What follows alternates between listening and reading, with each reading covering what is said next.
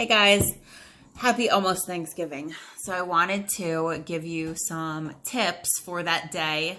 Quite a few of you have been asking already yesterday, what do I do for Thanksgiving? How do I do it? Am I going to do it? Is it a free day or what?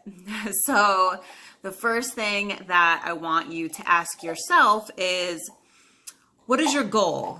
And whatever you plan to do, you want it to line up with what your goal is, right? So I'm going to use myself for example. I'm going away on vacation the 1st of December. So that is a little more than a week after Thanksgiving. So my goal is I want to look freaking phenomenal in my bathing suit when I go. So I'm going to track on Thanksgiving. And honestly, I did it last year too, and it really wasn't a big deal. So if it's something, that you've been doing, even if you're just started, this is something that is a part of your lifestyle. So whether it's, you decide to loosely track, right? So loosely being you're not weighing things. You're kind of eyeballing it. You're still being aware of what you're putting on your plate, and you are putting it into MyFitnessPal. It just may not be super duper accurate because you're not weighing it.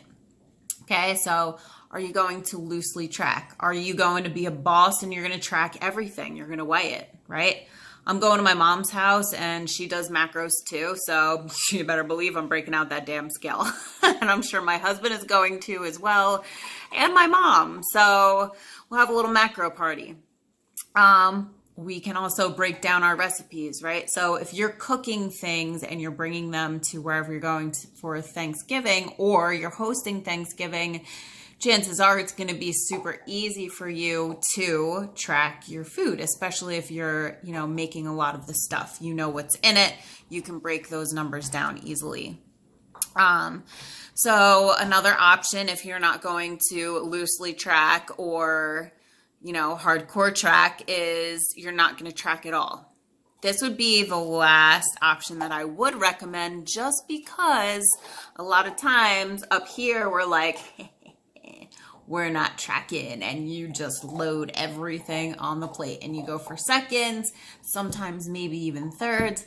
And by the end of the day, because you have no accountability at all, you have overeaten and you feel like shit. So here's the thing. Another thing I want you to consider: if you decide to not track, you still want to set yourself up for success, right? So how would you do that if you're not going to track, even if you are tracking? So tips for the holiday: don't eat your normal breakfast and lunch.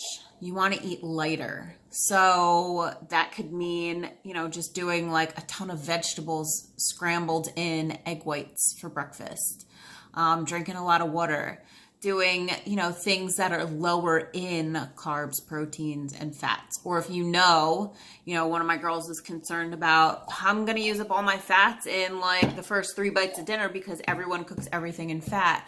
So if you know that is coming, then don't eat fat until you go there, right? So think about what you're going to be eating and set yourself up for success in the way of keeping everything low, so that when you go to the place that you're going, or when people come over, you have all of those numbers to play with. It's so easy for you guys to do this.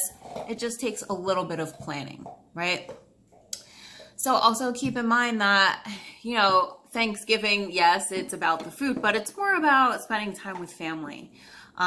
So yeah, so that's what I got to say about that.